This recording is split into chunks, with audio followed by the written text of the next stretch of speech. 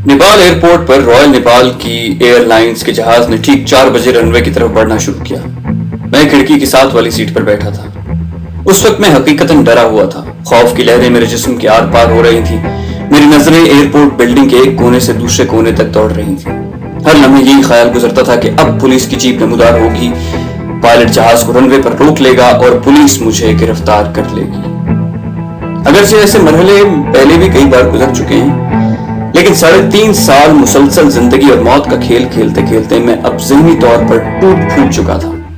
और अब तो बात यहां तक आन पहुंची थी कि एक तरफ आजादी, अपना वतन, अपना घर, और दूसरी तरफ 3rd डिग्री टॉर्चर के साथ अजियतनाक मौत, और इन दोनों के बीच महज चंद लम्हों का फासला।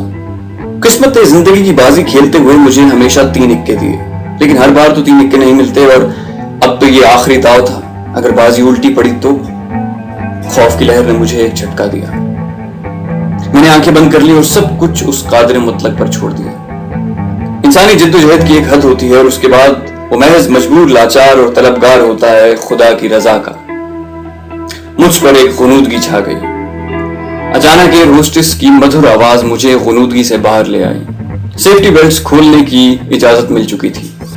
जहाज टेक ऑफ कर चुका था और उसी लम्हे मुझे भारतीय पुलिस की एक जीप रनवे पर दौड़ती हुई दिखाई दी, और मैंने खुदा का शुक्र अदा किया कि उसने चंद लम्हों के फासले से मुझे एक अजियतनाक मौत से बचा लिया। जहाज हिमालय की बर्फपोश चोटियों को नीचे छोड़ता हुआ बुलंद हो रहा था। माउंट एवरेस्ट की चोटी दाएं तरफ साफ दिखाई दे रही थी। जहाज के अक्सर मुसाफिर ये चोटी देखने के लिए जहाज की इस जानिब की खिड़कियों की तरफ आ चुके थे, लेकिन मेरा ज़हन जहाज की रफ्तार के साथ माजी की तरफ जा रहा था।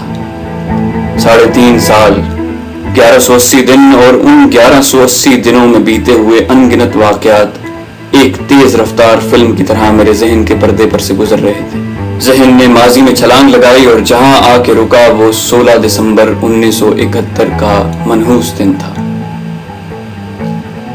मैं एक डैम बनाने वाली कंपनी में असिस्टेंट पब्लिक रिलेशन ऑफिसर था। माकूल तनख्वाह थी, कंपनी ने बहुत सी सहूलतें दे रखी थी और जिंदगी निहायत सुकून से गुजर रही थी। और इन्हीं पुरसुकून दिनों में बीबीसी की ये खबर बिजली बनकर गिरी कि 16 दिसंबर 1971 को पाकिस्तानी अफवाज हथियार डालने का मुआहिदा कर चुकी है। यकीन जानिए, पहले तो इस खबर को सच मानने पर दिल टिका ही नहीं कि मुसलमान हिंदुओं के आगे हथियार डालेंगे। मोहम्मद बिन कासिम का चंद हजार जवानों के साथ राजा दाहिर को शिकस्त देना, महमूद गजनवी के 17 हमलों में जिनमें सवारों की तादाद कभी भी 10,000 से ज्यादा न थी, हिंदुस्तान भर के राजाओं को, लाखों की अफवाज को हर बार शिकस्त देना। मुसलमानों की तारीख में 1400 बरस की कामयाबियों के तसलसल के बाद यकलख्त ये नाकामी, और इतनी बड़ी नाकामी जिसने पाकिस्तान को 2 लख्त कर दिया, ज़हन को काबिल कबूल न थी। 16 दिसंबर को सुकूत ढाका हुआ और 17 दिसंबर 1971 को मेरा बेटा कंपनी अस्पताल में पैदा हुआ। कंपनी का मैनेजर और मैं चूंकि एक ही दफ्तर में बैठते थे, इसलिए दिन में कई बार उससे मिलने का मौका मिलता। अगले दिन वो मेरे कमरे में आया और कहा कि क्या मैं तुम्हें लड़के के पैदा होने की मुबारकबाद दूं या पाकिस्तान के 2 टुकड़े होने और शिकस्त खाने का अफसोस करूं। मैंने जवाब दिया कि आप मुझे बच्चे की पैदाइश की मुबारकबाद दें, क्योंकि ये बच्चा एक नई सहर की उम्मीद लेकर आया है। कहने को तो मैं दिल को बहुत ढारस दे रहा था, लेकिन दिल था कि काबू में आ ही नहीं रहा था। बिलाखिर जनवरी 1972 के दूसरे अशरे में मैंने मुलाजिमत से इस्तीफा दे दिया। 1 माह का नोटिस पीरियड पूरा करके मैं अपनी फैमिली को आबाई गांव में छोड़कर रावलपिंडी आ गया और अफवाज पाकिस्तान के एक इंतहाई हसास इदारे में जाकर खुद को किसी भी खतरनाक काम करने के लिए वॉलंटियर कर दिया। मेरी तरबियत के लिए 6 माह की मुद्दत मुकर्रर की गई, जो मैंने 4 माह और चंद रोज में मुकम्मल कर ली। तरबियत का आखिरी हिस्सा पाकिस्तानी छावनियों से मतलूबा मालूमात हासिल करना थी, और यही मेरा इम्तिहान था, जिसमें मैंने न सिर्फ मतलूबा मालूमात हासिल की बल्कि उनके पास हसास खुफिया राज भी मालूम करके अपने उस्ताद को दिए। चुनाचे मुझे ग्रुप लीडर के तौर पर सेलेक्ट कर लिया गया। हम 5 अफराद की एक छोटी सी टीम थी जो अपने मिशन के लिए बिल्कुल तैयार थी। लाहौर में ऑफिस से हमें एक जीप में आंखों पर पट्टी बांध कर ले जाया गया। जब पट्टी खुली तो हम एक हॉल में मौजूद थे जहां बहुत सी कुर्सियां पड़ी हुई थी। वहां पर हमारे सीनियर्स मौजूद थे। सबने फर्दन फर्दन हम सबसे मुसाफा किया। اور ٹریننگ کی کامیاب تکمیل پر مبارکباد دی اور کہا کہ آپ 5 افراد جس مشن پر جا رہے ہیں اس کی کامیاب تکمیل سے افواج پاکستان کو بہت مدد ملے گی، اس لیے روح کی گہرائیوں سے اپنے مشن کو پائے تکمیل تک پہنچانا، اور اس دوران اگر غداری کی زندگی اور شہادت میں سے کسی کو بھی چننا پڑے تو شہادت کو قبول کرنا، کیونکہ موت تو یقیناً ایک روزانی ہے۔ بھارت میں چوپڑا فیملی بڑی مشہور ہے۔ یہ پنجابی، بڑے قد کاٹ والے اور نسبتاً سفید رنگت کے ہیں، اس لیے مجھے اپنی قد کاٹ کی بنا پر ونود چوپڑا کا نام دیا گیا۔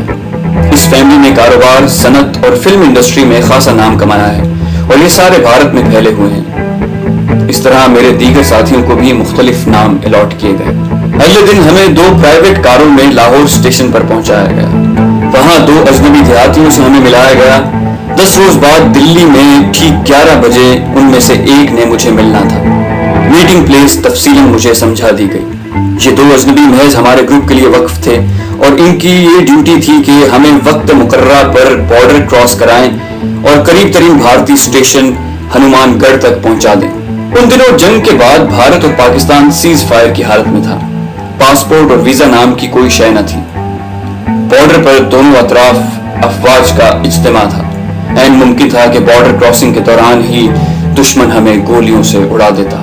ہمیں بتایا گیا تھا کہ بھارت نے بارڈر کے قریب پاکستانی BRB نہر کی طرح ایک نہر بنائی ہوئی ہے جو خاصی گہری ہے۔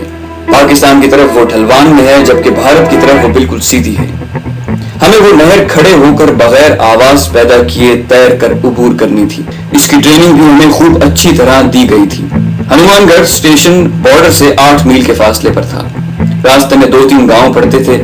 ہمیں ان سے دور رہ کر اور گاؤں کے کتوں سے بچ کر بھاگتے ہوئے جانا تھا۔ اس وقت مجھے احساس ہوا کہ دوران ٹریننگ مجھے 11 میل مسلسل دوڑنے کی پریکٹس کیوں کروائی گئی تھی۔